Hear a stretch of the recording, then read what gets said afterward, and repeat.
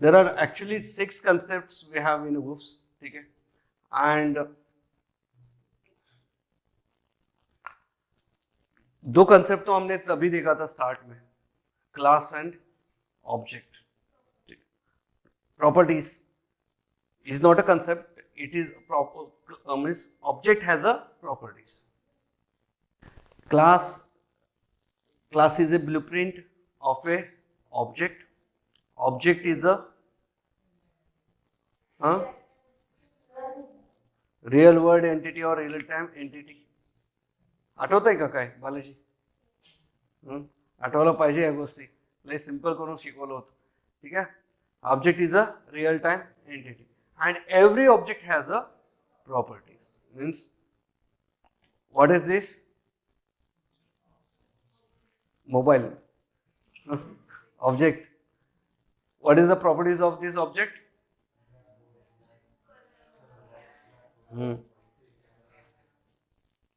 Correct. All the features of that mobile can be called as a properties. ठीक है, let it be. अभी हम लोग first OOPS का concept देखते हैं, heading encapsulation. OOPS concepts, a very important concept of Java programming.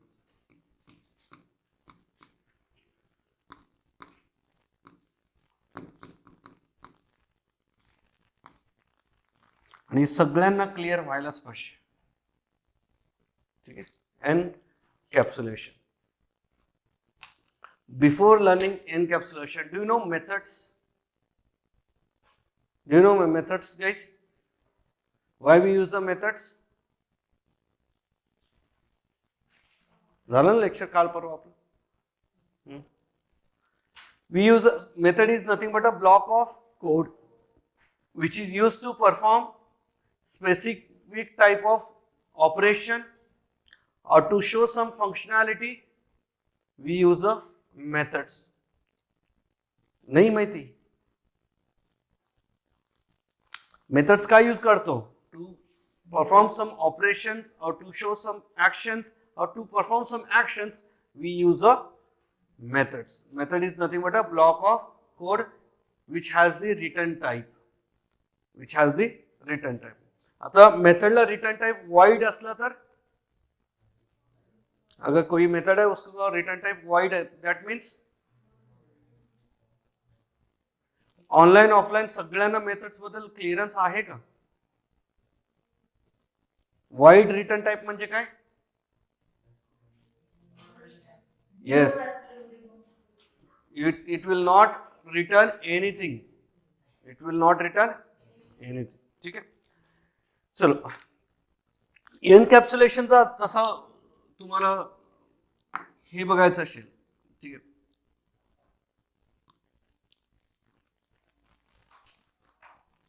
Real time example, do you know capsules सर्दी झाल्यावरती खातो आपण, खूप सारे मेडिसिन्स असतात त्याच्यात, ठीक आहे. Capsule can be called as the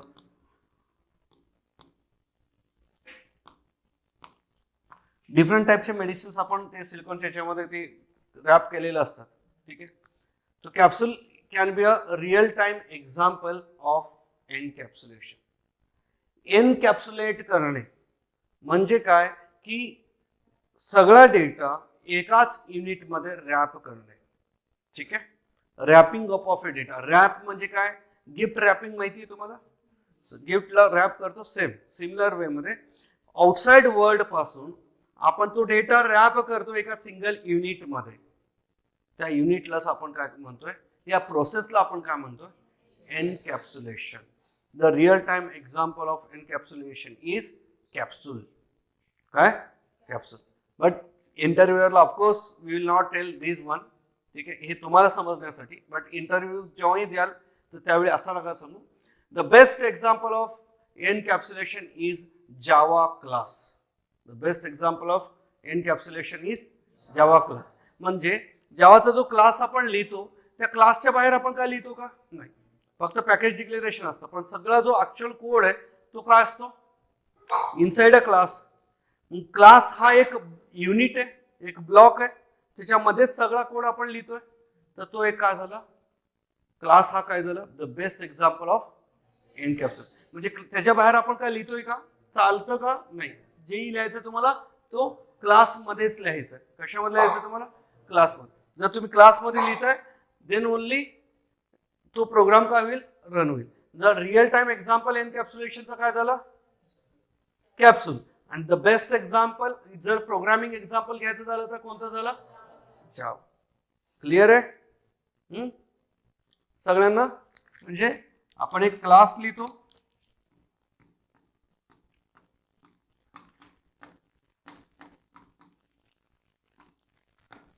ह्याच्यामध्ये सगळा कोड लिहितो ना, म्हणजे हा एक युनिट झाला ना, करेक्ट. तो म्हणून जावाचा क्लास हा काय, बेस्ट एक्झाम्पल आहे एनकॅप्सुलेशन. क्लिअर आहे. म्हणजे सगळा डेटा एकत्र एका युनिट मध्ये जर रॅप करत असू आणि आपण हाईड करत असू त्याला आउटसाइड द वर्ल्डला, तर त्या पर्टिक्युलर कन्सेप्ट या प्रोसेसला काय म्हणू आपण, एनकॅप्सुलेशन म्हणू. काय म्हणू त्याला, एनकॅप्सुलेशन. समजलं. Wrapping up of a data into a single unit is called encapsulation. ठीक आहे, लिहा.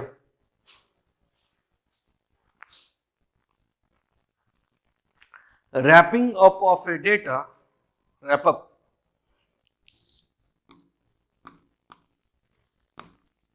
wrapping up of a data, wrapping up of a data into a single unit, wrapping up of a data into a single unit is called a encapsulation. It's called a encapsulation.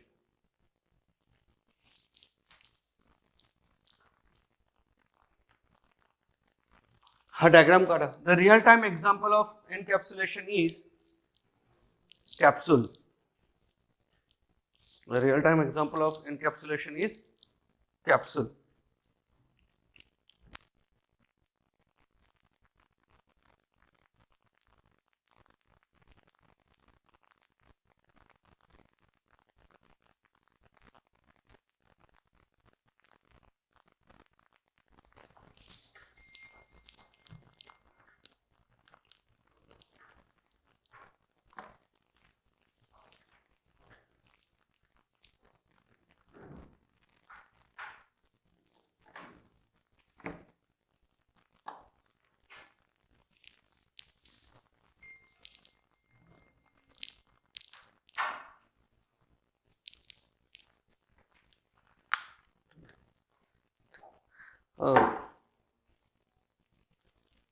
And the best example of encapsulation is, हे लिहिलं ना तुम्ही, real time example. आता लिहा. The best example of encapsulation is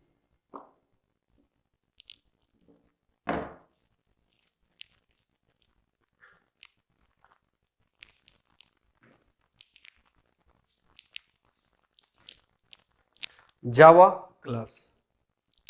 Java class. आपल्याला थोडंसं अजून थोडंसं रिवाइज करावं लागेल या कन्सेप्टला समजून घ्यायला. व्यवस्थित हा एनकॅप्सुलेट कसा होतो. No one is from Hindi background, right. Everyone is comfortable with Marathi. I will talk in all the language, not an issue, but कोई है स्पेशली तो बताओ. तुम्हाला पॅकेज माहिती आहे, everyone knows the package. Let's say I have created one P1 package and we have one P2 package. ठीक है. P1 मध्ये माझ्याकडे क्लास आहे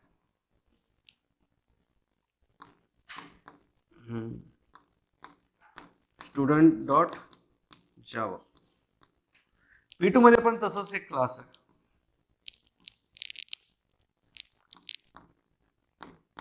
calculator dot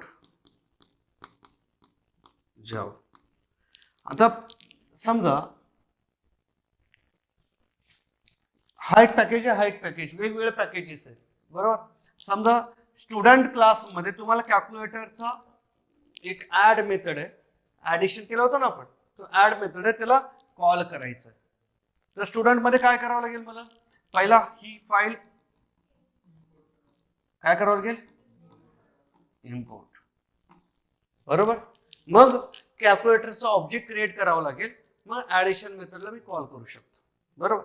बट आता इथे मेजर फॅक्टर येतो, इम्पोर्ट कराल ठीक आहे फाईन, बट आपल्याला प्रत्येक क्लासचा आपल्याला काय डिफाइन करावं लागतं,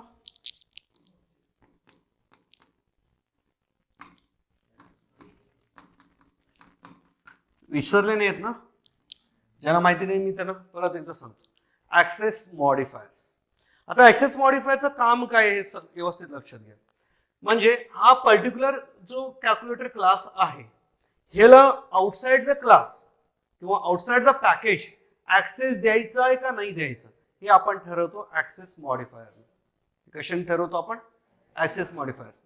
समजा आता मी तुम्हाला म्हटलं की तुम्ही म्हटलं पॅकेजच्या बाहेर नको, मग पॅकेजच्या बाहेर नको तर ठीक आहे, पण सेम पॅकेज मध्ये युजर क्लास आहे, तुम्ही ते डायरेक्टली याला यूज करू शकता ऑब्जेक्ट क्रिएट करून. इम्पोर्ट करायची गरज आहे का सेम पॅकेज मध्ये, नाही. बट तिथे सुद्धा तुम्ही ठरवू शकता की कॅल्क्युलेटरचा मेथड किंवा कन्स्ट्रक्टर किंवा ऑब्जेक्ट याला ऍक्सेसिबल असायला पाहिजे की नाही. हे कशाने करू शकतो आपण, ऍक्सेस मॉडिफायर्स. कशाने करू शकतो, ऍक्सेस मॉडिफायर. ऍक्सेस मॉडिफायर कोणते कोणते, पहिला प्रायव्हेट, लाईन वाईज जावा म्हणजे तुम्हाला पण लक्षात येईल. Private, default, no keyword required, ठीक आहे. आणि त्याच्यानंतर ना प्रोटेक्टेड, काय प्रोटेक्टेड, देन पब्लिक. समजलं. हे 4 ऍक्सेस मॉडिफायर आहेत. कोणते 4 ऍक्सेस मॉडिफायर कोणाकोणासोबत यूज करू शकतो, class, method, variable and constructors, ठीक आहे. सगळ्यांसोबत आपण काय यूज करतो, ऍक्सेस मॉडिफायर्स यूज करू शकतो. आता समजा वन बाय वन समजून घेऊया आपण, ठीक आहे. ऍक्सेस मॉडिफायर जर करता मी प्रायव्हेट डिक्लेअर केला एखाद्या मेथडला, मी एक क्लासच लिहून दाखवतो तुम्हाला, क्लास सिंपल. सिंपल काय, आपण एक्झाम्पलच घेऊया कॅल्क्युलेटरचा, ठीक आहे. देन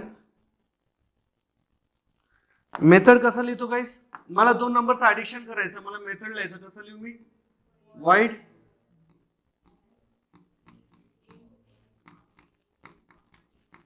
इंट बी. ह्यानं काय म्हणायचं, parameters, these are called a, what is this, method name, method name, and what is this, return type, return type. समजा मी एखाद्या मेथडला रिटर्न टाइप देतो void, काय देतोय, void हा रिटर्न टाइप देतोय.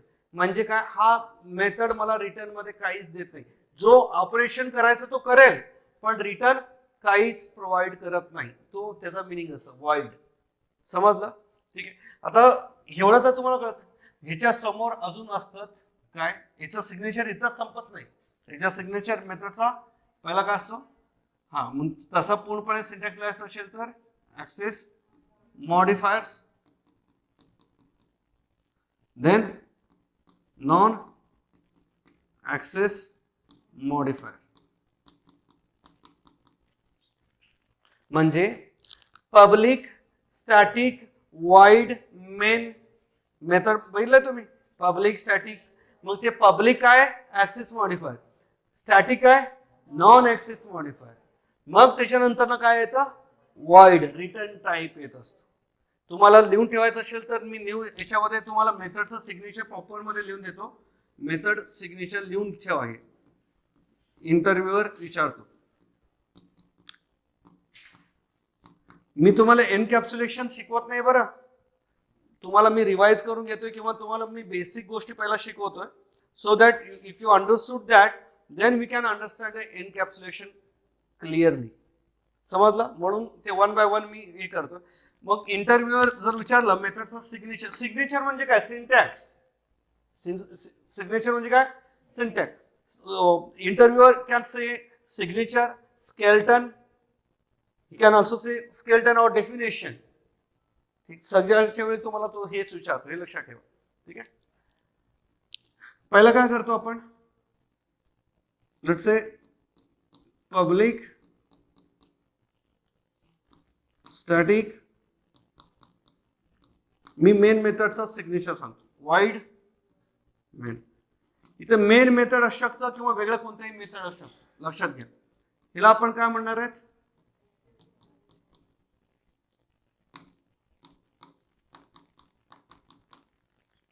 ह्याला काय म्हणणार आपण?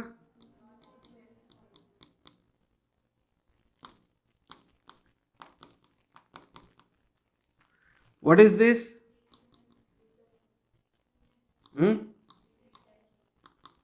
रिटर्न. रिटर्न टाईप फक्त वाईडच असेल का?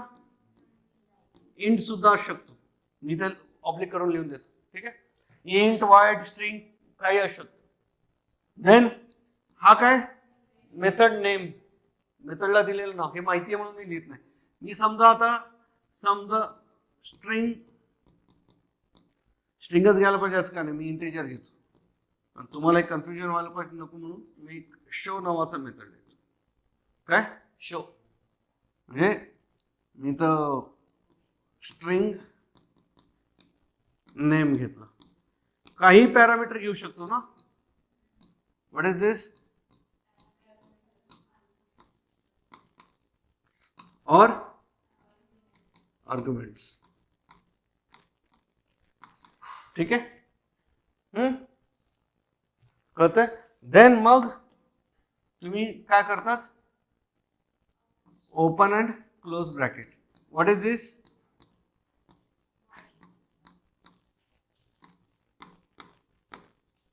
Method body. This is called a method definition. मी पुढे जाऊन तुम्हाला ऍब्स्ट्रॅक्शन शिकवणार आहे त्यावेळी सांगेल.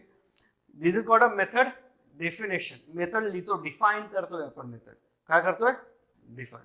हे समजलं ना तुम्हाला? एक एक वर्ड. हा, ऍक्सेस मॉडिफाय. आता समजा हा एक रूल लक्षात ठेवा. वाईड च्या नंतर इमिडिएटली मेथडचं नाव पाहिजे कंपल्सरी. रिटर्न टाईप नंतर ना डायरेक्टली मेथड. बट तुम्ही पब्लिक स्टॅटिक लिहा किंवा स्टॅटिक पब्लिक लिहा, काही प्रॉब्लेम नाहीये. हा सिक्वेन्स आहे, दोघांचा सिक्वेन्स काही असू द्या. पहिला स्टॅटिक लिहा, मग पब्लिक लिहा, किंवा पब्लिक लिहा स्टॅटिक लिहा. मेन मेथड मध्ये पण मेन मेथड डिफाइन करता पण स्टॅटिक पब्लिक लिहिला तरी पण काही प्रॉब्लेम नाहीये. Access modifier, non access modifier एका सिक्वेन्स मध्ये असायला पाहिजे असं काय नाहीये. कोणताही अगोदर कोणताही नंतर लिहू शकता. पण त्याच्यानंतर ना मेन इम्पॉर्टंट काय? Return type. रिटर्न टाईप झाल्या पहिला काय पाहिजे? मेथडचं नाव. म्हणजे हे ऑर्डर कंपल्सरी असंच असायला पाहिजे. ह्या दोघांमध्ये तुम्ही काय करू शकता? स्विच करू शकता, काही प्रॉब्लेम नाही. मग इंटरव्ह्यूअर तुम्हाला क्वेश्चन विचारू शकतो, can I write static public void main method? Yes. Public static void main आहे ना. स्टॅटिक वाईड मेन लिहिलं तर चालेल का? हो चालेल. का? कारण की हे दोन्ही काय आहेत? हे ऍक्सेस मॉडिफायर आणि हा नॉन ऍक्सेस. या दोघांचं सिक्वेन्स मध्ये काही मॅटर करत नाही. हे लिहिलं तुम्ही? लिहून घ्या. जे आपला मेन टॉपिक साईडलाच राहिला हे, कारण की हे इम्पॉर्टंट आहे. तुम्हाला बेसिक आहे, माहिती असायला पाहिजे. ऑनलाईन मध्ये कळतंय का? हा, म्हणजे हे ऑप्शनल आहे. दोन्हीपैकी एक नाही, दोन्ही पण नसले तरी चालतील. काय? दोन्ही पण ऑप्शनल आहेत, कंपल्सरी नाहीये. कळलं? पब्लिक आणि स्टॅटिक दोन्ही कंपल्सरी लिहायलाच पाहिजे का? दोन्ही नाही लिहिलं तरी पण चालेल. पण जेव्हा तुम्ही लिहित नाहीत त्यावेळी बाय डिफॉल्ट असतो. काय असतो? डिफॉल्ट. समज मी येईल तिथे त्या पॉइंट वरती. पहिला तुम्हाला हे सिग्नेचर कळालं ना. आणि हे दोन्ही पण काय असतात वाटलंच तर हे इथे असं ॲरो करून लिहून घ्या. ऑप्शनल म्हणजे तुम्हाला लक्षात राहील. करेक्ट?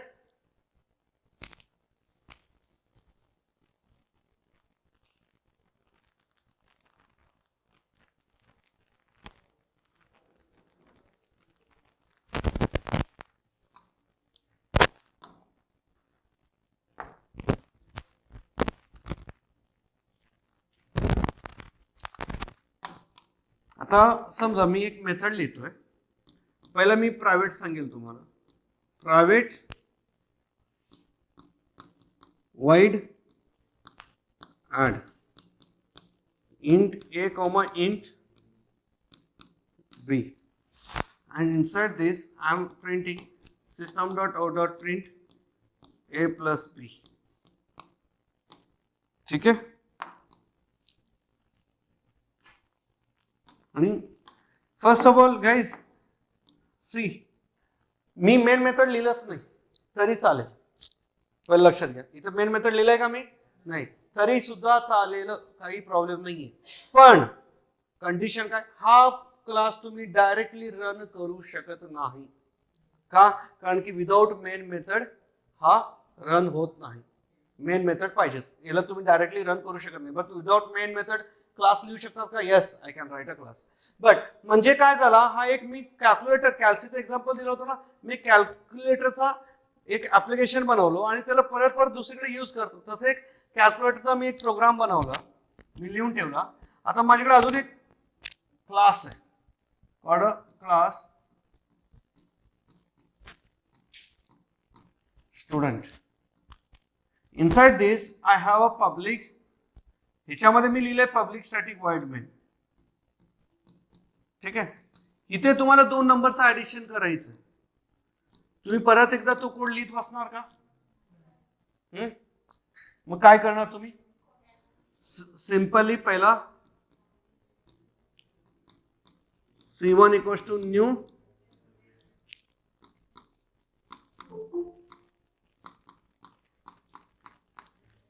ठीक आहे, मग C1 डॉट जेही 2 नंबर पाहिजे, मग main method close, class close. ह्याला कॉल करेल तो, ए मध्ये किती जाईल 10, बी मध्ये 20, ए प्लस बी चा आन्सर प्रिंट करेल आणि तिथून परत तो कुठे येईल इथे. त्याच्यानंतर ना प्रोग्राम टर्मिनेट. बरोबर ना? होणारच नाही. हा, म्हणजे ऍक्च्युअली लॉजिकली तसं वर्क करायला पाहिजे, पण केव्हा जेव्हा मी इथं काहीच लिहिलं नाही त्यावेळी. पण मी आता इथे काय लिहिलोय, प्रायव्हेट. जेव्हा पण ही प्रायव्हेट ऍक्सेस मॉडिफायर मी व्हेरिएबलला किंवा कन्स्ट्रक्टरला किंवा क्लासला किंवा मेथडला मी हे लिहितो, तर त्यावेळी हा पर्टिक्युलर जो मेथड आहे, म्हणजे मी आता हे कशासमोर लिहिलंय, मेथड समोर, तर मग ही मेथड फक्त आणि फक्त तुम्ही ह्याच क्लास पुरता यूज करू शकता. ह्या क्लासच्या बाहेर तुम्ही यूज करू शकत नाही. म्हणजे प्रायव्हेट ऍक्सेस मॉडिफायर काय म्हणतो, within a class. Private access modifier is use to is for within a class, outside the class नाहीच आहे. म्हणजे दोघांचं पॅकेज P1 आहे, समजा P1 P1च आहे तरी सुद्धा नाही. समजा मी इथे एक व्हेरिएबल घेतला, private error error error error compile time error, रनच नाही होणार. कळालं का? रनच नाही होणार, एरर येईल. ठीक आहे, मी दाखवतो. प्रायव्हेट इंट मॅक्स म्हणून एक व्हेरिएबल घेतलं मी, समजा 10 किंवा 100. ठीक आहे, काय घेतलं 100, एक व्हेरिएबल आहे तो, त्या व्हेरिएबलला मी इथे यूज करू शकतो. येस, म्हणजे त्याचा व्हॅल्यू मला प्रिंट करायचं. मग मी कसं करणार, तो कोणत्या क्लासमध्ये, कॅल्क्युलेटर, म्हणजे त्याचा ऑब्जेक्ट डॉट मॅक्स, म्हणजे त्या व्हेरिएबलला मी ऍक्सेस केलं. पण मी त्याला डिक्लेअर काय केलं, म्हणून तो क्लासच्या बाहेर येईल का, ऍक्सेस होईल का? नाही. जर एखाद्या व्हेरिएबलला, मेथडला, कन्स्ट्रक्टरला किंवा क्लासला तुम्ही प्रायव्हेट डिक्लेअर केलात, तर तो त्याचे कोणतेही डेटा मेंबर्स किंवा मेंबर फंक्शन्स, म्हणजे त्यांचे कोणतेही मेंबर्स त्या क्लासचे तुम्ही आउटसाइड द क्लास यूज करू शकत नाही. फक्त आणि फक्त त्या क्लास पुरतच मर्यादित राहते. आणि अजून एक, मी डायरेक्टली ह्या क्लासला पण प्रायव्हेट म्हणून डिक्लेअर करू शकत नाही. बाकीच्या करू शकतो, काय प्रॉब्लेम नाही, पण डायरेक्टली क्लासलाच प्रायव्हेट नाही करू शकत. का? कारण की जर का क्लासलाच प्रायव्हेट केलं तर ह्याच्यामध्ये एकही गोष्ट मी यूज नाही करू शकणार. याला प्रायव्हेट करून टाकलं तर ह्याच्यामध्ये ठीक आहे, तुम्हाला असं द्यायचं आहे, ऍडिशन मेथडला तुम्हाला ऍक्सेस नाही द्यायचा, पण सबस्ट्रॅक्शनला ऍक्सेस द्यायचा. मग त्या केसमध्ये तुम्ही क्लासलाच प्रायव्हेट डिक्लेअर केले तर काय चालेल का? नाही. म्हणजे इंडिव्हिज्युअली तुम्हाला कोणतं पाहिजे कोणतं नाही त्याच्या अकॉर्डिंगली इंडिव्हिज्युअल व्हेरिएबलला मेथडला तुम्ही काय देऊ शकतात? ऍक्सेस मॉडिफायर्स देऊ शकतात. क्लिअर आहे? समजतंय? मग प्रायव्हेट काय म्हणतोय? Within a class. आता प्रायव्हेट सोडूया. दुसरा येतो डिफॉल्ट. डिफॉल्ट लिहायची गरजच नाहीये. हे मी आता काय लिहिलंय का इथं? मग बाय डिफॉल्ट डिफॉल्ट आहे. बाय डिफॉल्ट काय? डिफॉल्ट.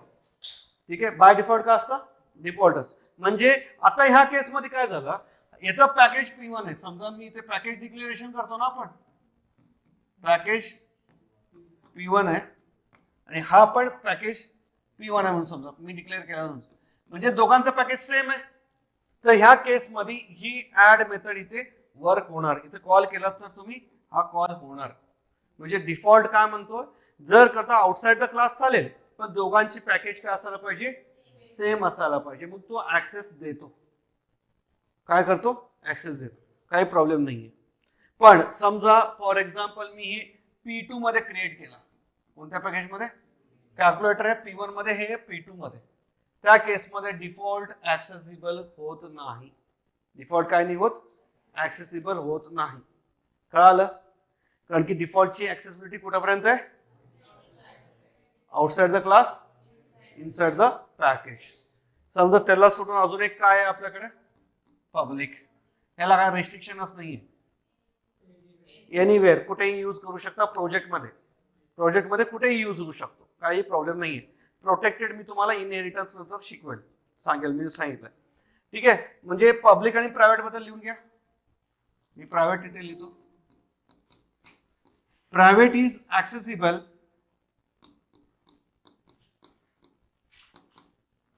within a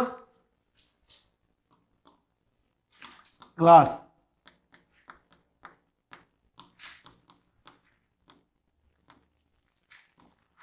डिफॉल्ट बदलल्या. डिफॉल्टला कीवर्ड द्यायची गरज आहे का? डिफॉल्ट म्हणून द्यायची गरज आहे? नाही. No keyword required. Default second point लिहा. Default no keyword required. Default is accessible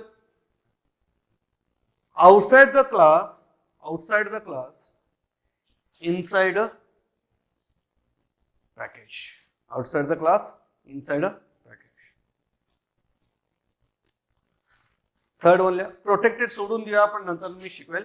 वाटलंच तर फक्त लिस्ट डाऊन करा. Third one is protected. पण त्याच्यासमोर काहीच लिहू नका सध्या, मी नंतर लिहून देईन. ठीक आहे. And protected and public. Public can be accessed anywhere in the project. समजतंय? क्लिअर आहे सगळ्यांना? Anywhere in the project. हा प्रोग्राम लिहा आणि इथे कंपाइल टाइम एरर पण लिहून द्या.